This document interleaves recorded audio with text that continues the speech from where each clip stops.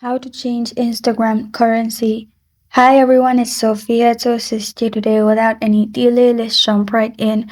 First, open Instagram, log into your account, then go to your profile on bottom right, then click on three lines on top right corner of your screen. You'll find this kind of screen pop up. In here, scroll down till you find payments.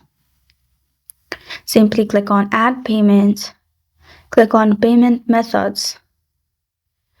After that, you'll find this kind of screen pop up. Simply in here, you will find currency change option in payment methods.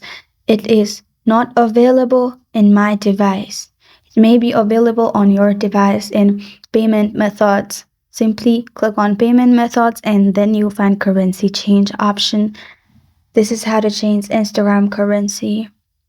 Thank you for joining me today. If this video helps you out, please leave a like and subscribe for more. Got a question or want to suggest a topic? Comment below. I'm Sophia signing off until next time.